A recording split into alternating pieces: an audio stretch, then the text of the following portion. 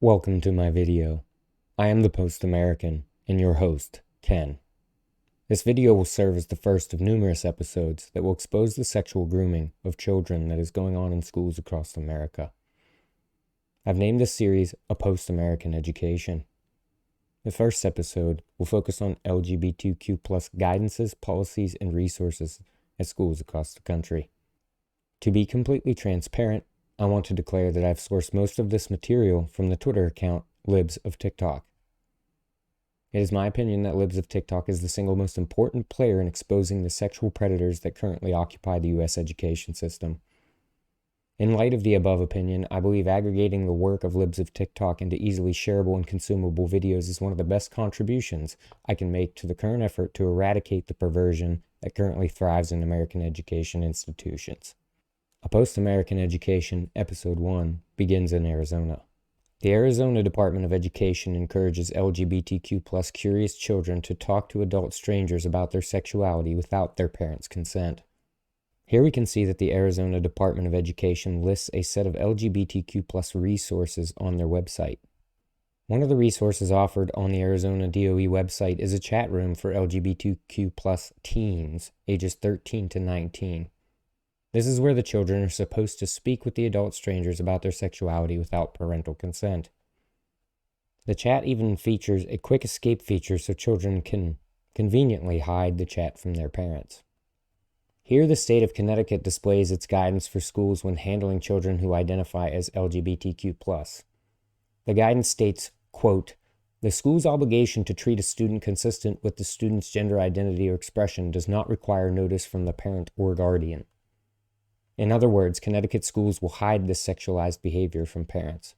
The Connecticut guidance goes on to say, quote, "Schools are required to provide access to the restroom that corresponds to a student's gender identity at school, even when this differs from their sex assigned at birth." So boys will be allowed to enter the bathroom with your little girl in Connecticut schools. The Illinois State Board of Education issued guidance on how their schools should handle students' gender identity, and coincidentally, their policy is also about hiding information from a child's parents. Quote, "Information gathered about a student's transgender, non-binary, or gender non-conforming identity should be kept secure and confidential, and not to be released or disclosed outside of the district staff without the student's explicit consent." New Jersey's guidance on gender identity is strikingly in line with the three previous examples. It's a policy of parental exclusion. Quote, "A school district shall accept a student's asserted gender identity. Parental consent is not required." New Jersey guidance goes on to say, quote, "School personnel may not disclose information that may reveal a student's transgender status except as allowed by law." Who would they be hiding this information from other than parents? At Community High School District 117 in Antioch and Lake Villa, Illinois, they fulfill the state requirements for sexual education by assigning LGBTQ plus identity and allyship-based coursework. Quoting from an internal email, "During this lesson, the teacher facilitates a discussion about the terminology related to LGBTQ plus identities and allyship."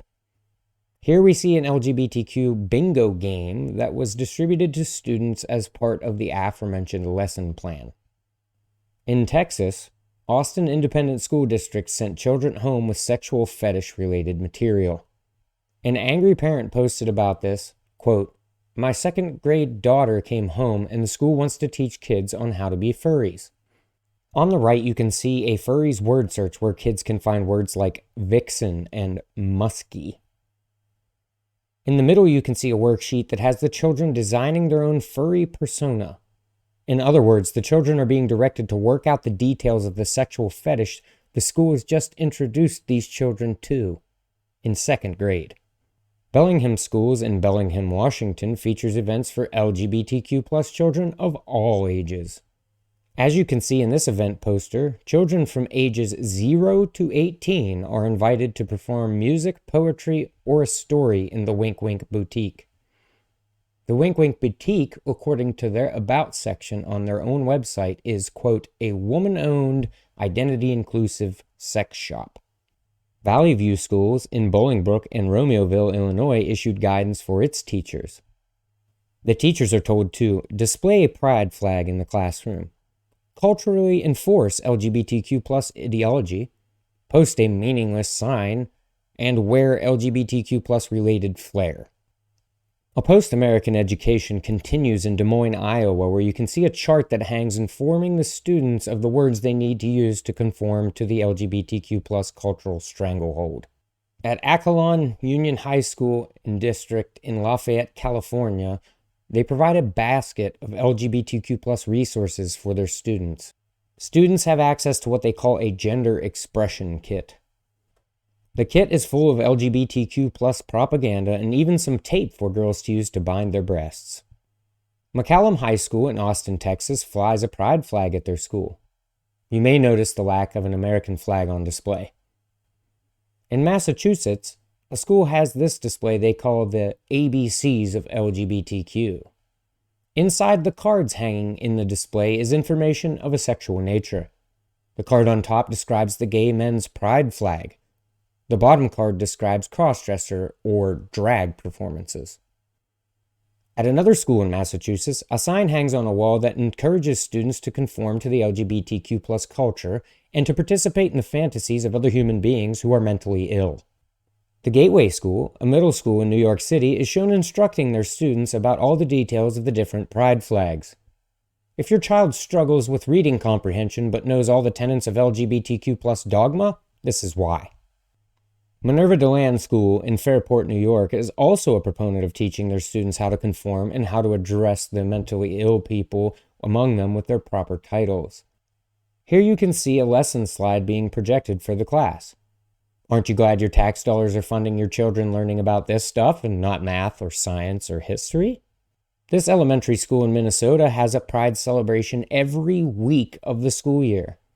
Students and staff are encouraged to wear LGBTQ plus culturally conforming flair. Here you can see further LGBTQ plus propaganda on display at the same elementary school. A post-American education continues with a worksheet titled Questions for Exploring Sexual Orientation that was given to students at a school in Montana. Notice how loaded the questions are against being straight. Question 4 asks, quote, is it possible heterosexuality stems from neurotic fear of others of the same gender? Question 8 asks, quote, why is it so difficult for straights to stay in long-term relationships? Question 10 asks, quote, why are straights so sexually aggressive? The Salem-Keizer Public Schools in Salem, Oregon has a policy of hiding transgender status from the parents of their students. The scope of this document is, quote, this procedure outlines the steps that district staff should take in order to protect the privacy of a student when they wish to affirm their identity at school as two-spirit, transgender, non-binary, or other gender non-conforming identity. The relevant procedure in this document is, quote, school staff will not disclose any information that may reveal a student's transgender status to others, including caregivers, other school staff, and students, unless the student has authorized such disclosure or the staff is legally required to do so. At SLC School District in Salt Lake City, Utah, they are distributing sexualized reading material to grade schoolers. Here a post on Instagram explains how 2 grade school girls were reading a school-provided book to their grandmother, which encouraged them to do things like, quote, put things in their rectums and explore their sexuality. The students were also, quote, encouraged not to tell their parents. Here you can see the sexualized images that are contained in the book. The highlighted text describes sexual intercourse. The book is aimed at 4 to 8-year-old children. The Trask Middle School in Wilmington, North Carolina displays LGBTQ plus propaganda on the school walls. Here you can see this LGBTQ plus information board displayed with photographs and text information. Upon further inspection, you can see the information discussing sexual attraction and other sexualized material. Raise your hand if you would like your children to spend more time learning this dogma than, say, standard English vocabulary lessons. A Post-American Education, Episode 1, concludes in Pennsylvania. At Westchester Area School District in Westchester, Pennsylvania, pornographic material has been made accessible for students. In this book that is readily available in the school library, you can see oral sex being depicted in multiple images. After pushback from concerned parents, a committee reviewed the book and came to the following conclusions. Quote, "There are explicit images, but in the context to the memoir, they are not pornographic." And the committee's recommendation after reviewing the book is, quote, "It is the committee's recommendation to keep the high school book, Genderqueer, a Memoir, on our library shelves." With so many examples of the sexual grooming of children in schools across the country, it is safe to assume your children are not safe from exposure to this perversion. I encourage all parents to take the necessary steps to protect their children from the aggressive sexualization of school students by whatever means are available to safely and legally do so. If you're interested in viewing more content of this nature, I invite you to subscribe to my Rumble and YouTube channels. If you know anyone who may be interested in content of this nature, please share my content with them. You can follow me on Twitter and Truth Social at PostAmericanKen. My social links are in the video description. Thank you for watching. Until next time.